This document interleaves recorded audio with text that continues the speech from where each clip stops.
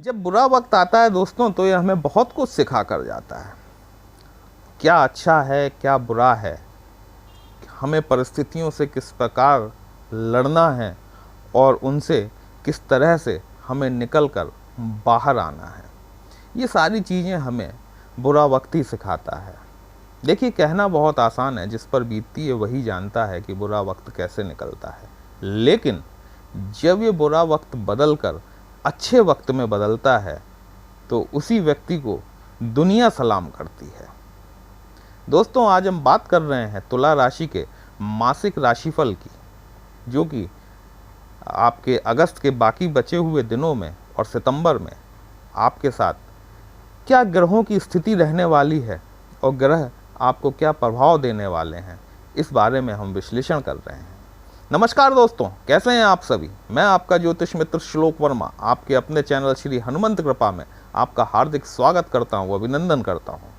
साथ ही अपने बड़े भैया श्री हनुमान जी से निवेदन करता हूं कि वे अपने हनुमत कृपा परिवार के सभी सदस्यों को सुख समृद्धि प्रदान करें, उन्हें उनके कार्यों में आशातीत सफलता प्रदान करें।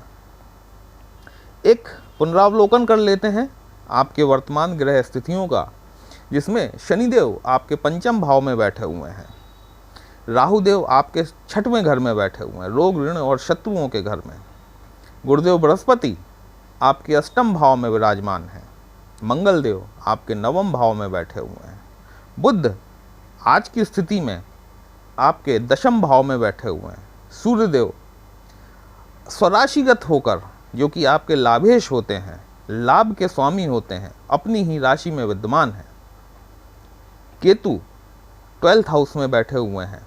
वहीं 25 अगस्त को शुक्रदेव, जो कि आपके लग्नेश होते हैं, वो भी 12th हाउस में पहुंच गए हैं। अब आने वाले माह में आपके ऊपर किस तरीके से ये ग्रह अपना प्रभाव दिखाने वाले हैं, इसका डिस्कशन हम लोग आज कर लेते हैं। तो शुरुआत करते हैं। देखिए, गुरुदेव बृहस्पति से, हमारे सौर मंडल का सबसे बड़ा ग्रह है, इसकी क्षमताएं भी बहुत ज़्यादा हैं। जब किसी की पत्रिका में 6, 8 और 12वें भाव का स्वामी 6वें, 8वें और 12वें भाव में पहुंच जाए तो ये एक विपरीत राजयोग का निर्माण करता है। तुला राशि के जातक अथवा जातिका जिनकी पत्रिका में गुरुदेव बृहस्पति 6वें भाव के स्वामी होते हैं, वर्तमान परिस्थिति में उनके अष्टम भाव में बैठे हुए हैं और अष्टम भाव में बैठकर विपरीत राजयोग का निर्माण कर रहे हैं। दोस्तों, वे सभी जातक अथवा जातिका जो कि तुला राशि के हैं, ये विश्लेषण जो है ये मुख्यतया चंद्र राशि पर आधारित है, लेकिन आप इससे तुला राशि के जातक अथवा जातिका या जिनकी तुला लग्न है वो, और या जिनके नाम के प्रथम अक्षर तुला राशि के अंतर्गत आते हैं, वो भी इस विश्लेषण से लाभ उठा सकते हैं। तो गुरुदेव बृहस्पति आपके अष्टम भाव में बैठकर आपके लिए विपरीत राजयोग का निर्माण कर रहे हैं। गुरुदेव बृहस्पति की पंचम दृष्टि सीधे सीधे आपके 12th हाउस पर जाती है, जहां पर केतुदेव बैठे हुए हैं। अब गुरुदेव बृहस्पति मंगल के नक्षत्र मृगशिरा में है, वहीं केतु चंद्रमा के नक्षत्र हस्त में है। थोड़ा बहुत परिवर्तन तो आप लोगों को देखने के लिए मिला होगा।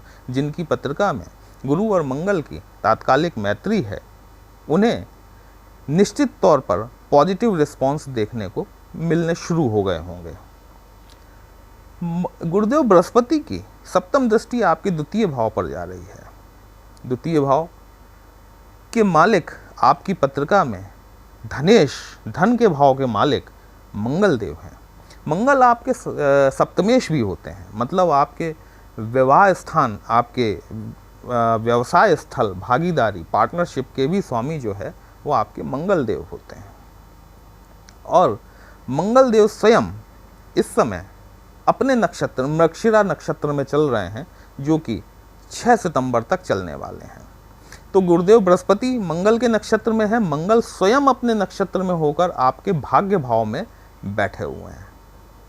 देखिए, कितनी सारी चीज़ें आपके लिए पॉजिटिव हो रही हैं। ब्रह्मांड कैसे आपके लिए रच रहा है कि आप चीज़ों से कैसे फ़ायदा उठा सकते हैं। यद्यपि मैं यह मानता हूँ कि ये जो दौर है, ये जो वक्त आपका निकल रहा है, यहाँ आप कहीं ना कहीं पीड़ित जरूर हैं। चाहे आप अपने निजी स्वास्थ्य को लेकर हों, चाहे आप अपने परिजनों के स्वास्थ्य को लेकर हों, कहीं ना कहीं आपको हॉस्पिटलाइजेशन पे खर्चा होता हुआ स्पष्ट तौर पर दिखाई दे रहा होगा। चाहे आप अपने स्वास्थ्य पे खर्च कर रहे हों, चाहे आप अपने परिजनों के स्वास्थ्य पे खर्च कर रहे हों। दोस्तों, अगर अभी तक आपने अपने इस चैनल को सब्सक्राइब नहीं किया है तो मेरा करबद्ध निवेदन है कि अपने इस चैनल को सब्सक्राइब जरूर करें, वीडियो को अंत तक अवश्य देखें। आपको बहुत कुछ बातें आपसे मिलती हुई प्रतीत होंगी जो आपके साथ में घट रहा है, और फिर आप भविष्य की घटनाओं को जो मैं बता रहा हूँ उसको आप आगे चल के को रिलेट करके देखिएगा कि ऐसा आपके साथ में हो रहा है या नहीं। तो वीडियो को अंत तक जरूर देखें। तो हॉस्पिटलाइजेशन पे जो खर्चे की स्थिति बनी हुई है, चूंकि शुक्र आपकी नीच राशि में है, और नीच राशि भले ही वह शुक्र का उच्चतम भाव है, 12th हाउस देखा जाए तो शुक्र के लिए बड़ा उच्च का भाव होता है, लेकिन ये इनके राशि जो है कन्या राशि, ये शुक्र की नीचस्थ राशि है। और अपनी नीच राशि में जाकर कोई ग्रह कितना भी बलवान क्यों ना हो, वो कहीं ना कहीं तो पीड़ित जरूर होता है।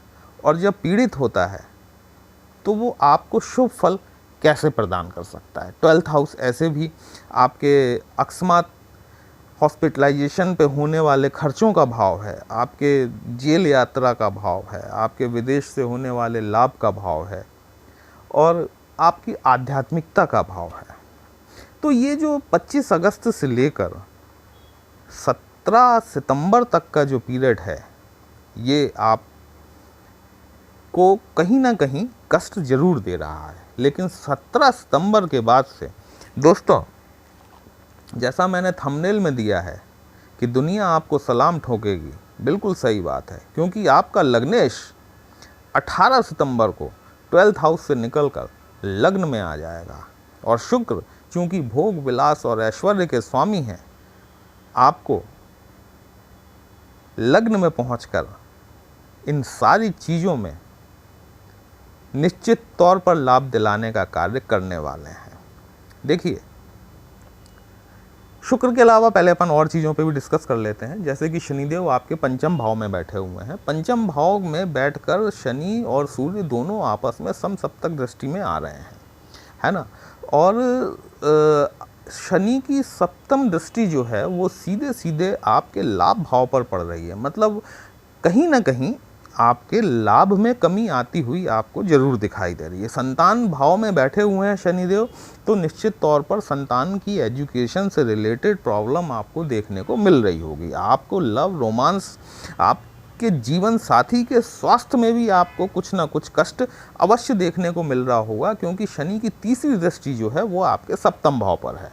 आप अपने जीवन साथी की सेहत को लेकर निश्चित तौर पर हैरान परेशान हो सकते हैं, और इसीलिए मैंने शुरुआत में कहा कि हॉस्पिटलाइजेशन पर एक्सपेंसेस आपके स्पष्ट होते हुए दिखाई देते हैं।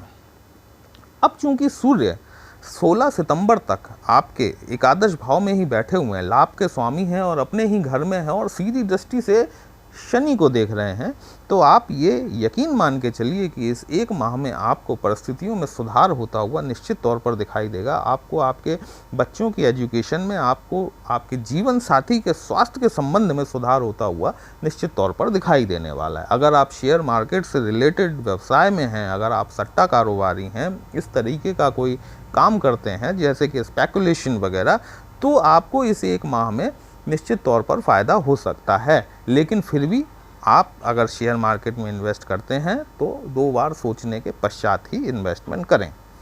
मंगल देव आपके धनेश होते हैं और साथ ही साथ सप्तमेश भी होते हैं। जब धन का स्वामी आपके भाग्य भाव में आकर बैठ जाए, यद्यपि आपका जो भाग्य भाव है वो बुध की राशि है और मंगल और बुध की मित्रता नहीं होती, लेकिन फिर भी जब धन भाव का स्वामी आपके भाग्य भाव में आकर बैठ जाए और जब धन भाव पर आपके गुरु की भी सप्तम दृष्टि पड़ रही हो, तो निश्चित तौर पर इस आने वाले एक माह में आपको धन लाभ की संभावनाएं, एक माह क्यों मंगल देव आपके यहाँ पर 20 अक्टूबर तक रहने वाले हैं। तो आप ये मान के चलें कि 20 अक्टूबर तक, चूंकि गुरुदेव बृहस्पति स्वयं भी मंगल के नक्षत्र में हैं और 6 सितंबर तक मंगल देव स्वयं अपने मृगशिरा नक्षत्र में हैं और 6 सितंबर के बाद में मंगल देव राहु के आद्रा नक्षत्र में चले जाएंगे। देखिए, राहु इस समय आपके छठे घर में बैठे हुए हैं, रोग, ऋण और शत्रुओं वाले भाव में। ये छठवें भाव का जो राहु होता है, ये आपको प्रतियोगी परीक्षा में निश्चित तौर पर सफलता दिलवाने वाला होता है। अगर आप किसी कंपटीशन में बैठ रहे हैं, अगर आपने कोई एग्ज़ाम दिया हुआ है या आप किसी इंटरव्यू की तैयारी कर रहे हैं, तो आप पूरी कॉन्फिडेंस के साथ में जाइए और आप पाएंगे कि आप अपने विरोधियों को परास्त करके आगे बढ़े और आप सिलेक्ट हुए हैं। बुध देव 4 अगस्त तक आपके दशम भाव में बैठे हुए हैं और इसके बाद में ये ट्रांजिट करके सूर्य के साथ पहुंच जाएंगे आपके एकादश भाव में और यहाँ पर बुध देव द्वारा सूर्य के साथ युति की जाएगी और बुधादित्य योग का निर्माण किया जाएगा। तो लाभ भाव में बैठकर व्यवसाय के स्वामी होते हैं बुध, ऐसे भी कहा जाता है। और जब दोनों मिलके बुधादित्य योग बनाएंगे तो निश्चित तौर पर आपका व्यवसाय बढ़ेगा और आपके लाभ में वृद्धि होती हुई आपको निश्चित तौर पर दिखाई देगी। अब जब शुक्र देव आपकी लग्न में आएंगे तो ये मालव्य नाम का राजयोग निर्माण करेंगे। ये बहुत महत्वपूर्ण राजयोग होता है दोस्तों, क्योंकि जब केंद्र में आपके लग्नेश आ जाएं, वो भी शुक्र, तो यहाँ पर शुक्र देव द्वारा मालव्य राजयोग का निर्माण किया जाता है और ये राजयोग आपको कई तरह की सुविधाएं देने के लिए जाना जाता है। शुक्र देव की सीधी दृष्टि, मतलब सप्तम दृष्टि, आपके विवाह स्थान पर भी पड़ेगी। यदि आप अभी बैचलर हैं तो आपके विवाह होने की संभावनाएं ज़्यादा बढ़ जाती हैं। आपका व्यवसाय, कारोबार में आपको एक निरंतरता देखने को मिलेगी। आपको देखने को मिलेगा कि एक अचानक से आपके व्यवसाय में एक उछाल आ गया है। आपके भागीदारों के साथ में रिलेशंस बहुत अच्छे बनने वाले हैं। अगर आप कोई नई पार्टनरशिप शुरू करना चाहते हैं तो आप वो पार्टनरशिप शुरू कर सकते हैं। मतलब कुल मिला के 16 सितंबर के बाद, 17 सितंबर के बाद जब शुक्रदेव लग्न भाव में आ जाएंगे तो दुनिया आपको सलाम ठोकने वाली है। आपको हमारा आज का विश्लेषण कैसा लगा दोस्तों? यदि अच्छा लगा हो तो अपने इस चैनल को लाइक, शेयर और सब्सक्राइब जरूर करें। यदि आप हमसे अपनी पत्रिका का विश्लेषण कराना चाहते हैं तो हमारा नंबर थंबनेल में दिया गया है, व्हाट्सएप नंबर है। पर्सनल कंसल्टेशन दोस्तों पेड होता है, एक छोटी सी फीस आपको पे करनी होती है और आपको आपकी समस्या का उचित समाधान देने का प्रयास हमारे द्वारा अवश्य किया जाएगा। चलिए फिर मिलते हैं एक नई राशि के साथ, तब तक के लिए जय श्री राम।